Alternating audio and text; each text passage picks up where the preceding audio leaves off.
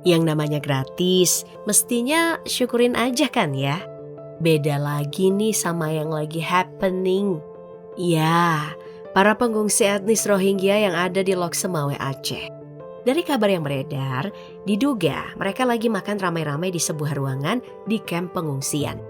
Mereka ini diduga mencak-mencak lantaran makanan yang dikasih itu kurang dan gak cukup mengenyangkan buat mereka. Jadi mereka ini nunjukin gestur ngeluh sambil nunjuk ke nasi dan lauk pauk, seolah bilang kalau harusnya porsinya itu lebih banyak. What happened? Tidak cukup? Wele. Pantes aja warlock pada nolak ya. Tapi itu bukan cuma sekali dua kali terjadi loh. Di lain tempat, seorang pria mendapati bungkusan nasi yang udah dibuang sama pengungsi. Tindakan mereka ini makin memicu polarisasi di kalangan warga lokal. Ada yang bilang, kalau gimana pun juga, mereka adalah manusia yang punya hak asasi. Ada pula yang bilang, kalau rakyat Indonesia sendiri masih ada yang susah buat makan minimal sehari sekali, tapi kagak ngemis-ngemis minta bantuan. Well, di akhir November kemarin, sebelum direlokasi ke Aceh, pengungsi Rohingya yang mencapai 200 orang itu mendarat di pantai Ujung Kareng, sebuah pantai yang terletak di Sabang, Aceh. Mereka menggunakan kapal kayu.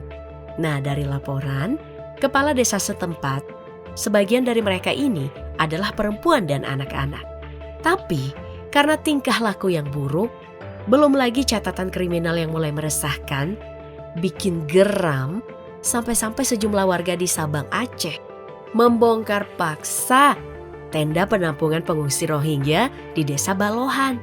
Saking tegasnya mereka sampai ngasih peringatan ke Komisi Tinggi Perserikatan Bangsa-Bangsa untuk pengungsi, atau yang biasa disebut UNHCR, untuk memindahkan pengungsi dari Sabang. Dengan power warga setempat, pengungsi tersebut diangkut ke Lok Semawe. Nah, fenomena pengungsi ini gak hanya terjadi pada masyarakat Rohingya loh. Kalian pasti udah familiar nih dengan berita yang berseliweran tentang agresi antara Israel dan Palestina. Kalau kita mundur ke catatan historisnya, bangsa Yahudi didiskriminasi terutama oleh Nazi. Mereka ini memberantas orang Yahudi di bawah kekuasaan Adolf Hitler. Lalu, pada tahun 1897, terdapat Kongres Zionis Internasional yang hasilnya mengarahkan bangsa Yahudi kembali ke Palestina. Keinginan bangsa Yahudi ke Palestina disetujui oleh Inggris pada 1917 melalui deklarasi Balfour. Hasil deklarasi itu, Yahudi ngerasa punya kekuasaan atas wilayah tersebut. Nah, dari situ bangsa Yahudi kembali ke Palestina dan kemudian mendirikan negara Israel dan mendeklarasikan kemerdekaan pada 14 Mei 1948. Israel udah melanggar kesepakatan hubungan internasional dan hukum internasional karena Palestina sebenarnya udah lebih lama berada di tanah itu. Setidaknya telah ada 1800 tahun sebelumnya sejak Israel mendeklarasikan kemerdekaan. Menarik ini.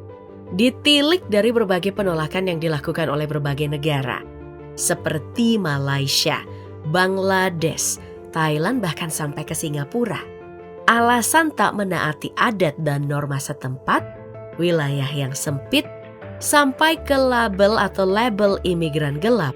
Bisa jadi ada ketakutan yang cukup besar dan tersembunyi, seperti Israel yang telah merebut tanah Palestina. Who knows?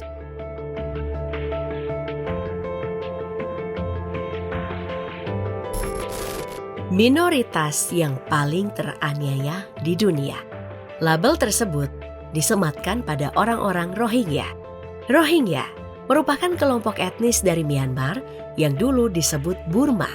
Mereka tinggal di negara bagian Rakhine di pantai barat Myanmar. Seperti yang kita tahu, Myanmar adalah negara yang mayoritas penduduknya beragama Buddha. Sedangkan orang-orang Rohingya sebagian besar beragama Islam. Pemukim Muslim datang ke negara bagian Arakan, sebuah kerajaan pesisir independen di tempat yang sekarang disebut Myanmar yang dimulai pada 1430-an. Dan populasi muslim kecil tinggal di negara bagian Arakan ketika ditaklukkan oleh Kekaisaran Burma pada 1784. Burma pada gilirannya ditaklukkan oleh Inggris di tahun 1824 dan sampai tahun 1948 Inggris memerintah Burma sebagai bagian dari India Britania. Selama waktu itu, Muslim lain dari Bengal yang berada di teritori India dan Bangladesh sekarang memasuki Burma sebagai pekerja migran. Rohingya dan sebagian besar Muslim yang nenek moyangnya berasal dari India dan Bangladesh pernah dianggap sebagai warga negara Burma di bawah konstitusi 1948 dan pemerintah sipil hingga kudeta militer pada 1962.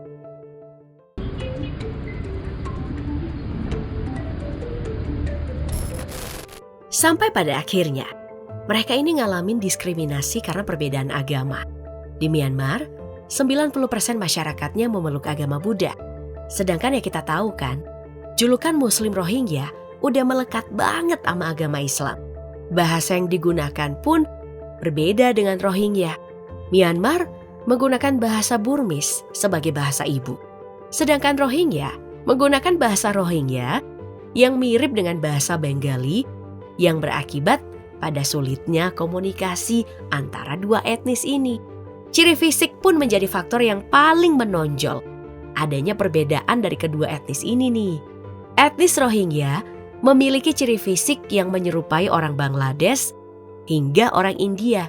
Sangat berbeda dengan Myanmar, dengan ciri fisik suku Bamar yang merupakan etnis terbesar di Myanmar.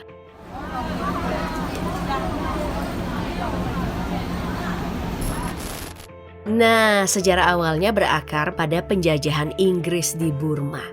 Inggris merekrut orang Muslim Rohingya untuk dipekerjakan sebagai tentara selama Perang Dunia Kedua. Nah, parahnya Inggris memprovokasi mereka dengan umat Buddha yang notabene sebagai sekutu Jepang pada saat itu. Sekedar info nih, Inggris pernah menjanjikan Rohingya sebuah negara otonom sebagai imbalan atas bantuan mereka dalam Perang Dunia Kedua.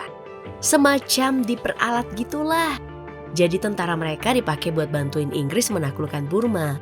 Sayangnya Inggris kalah dan diusir sama Jepang.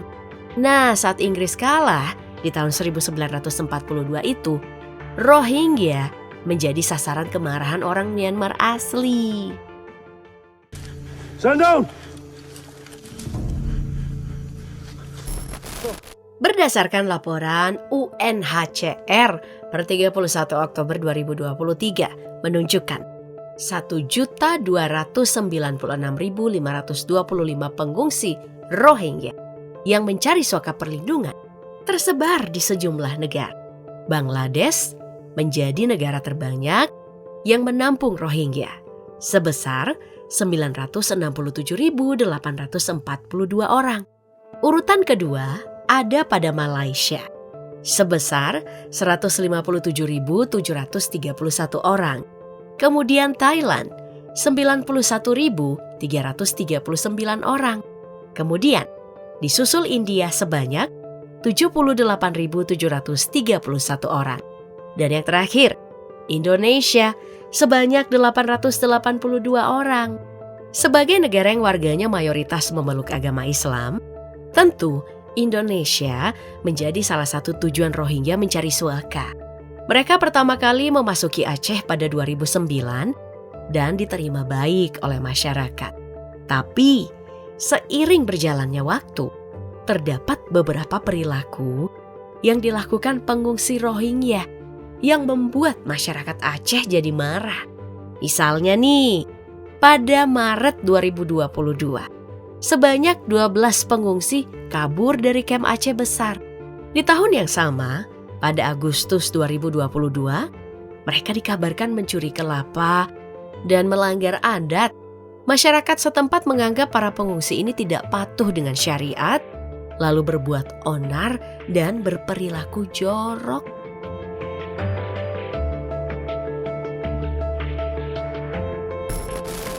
Dilansir dari Al Jazeera, negara jiran telah menerima pengungsi Rohingya sejak 2013. Beda negara nggak menjamin perilaku mereka berbeda dengan pengungsi Rohingya yang ada di Indonesia. Kabarnya nih, mereka melarikan diri dari kamp pengungsian, kemudian membawa keluarganya melarikan diri ke pantai. Alhasil, mereka ditahan oleh polisi Malaysia. Gak kehabisan ide untuk melarikan diri. Tahun 2020, sekitar 269 orang Rohingya diselamatkan dari perahunya yang ngalamin kerusakan. Nah, setelah dilakukan penyelidikan oleh kepolisian setempat, ternyata perahu yang ditumpangi pengungsi Rohingya tidak rusak, tapi sengaja dirusak biar berlabuh dan perahu tidak bisa digunakan kembali.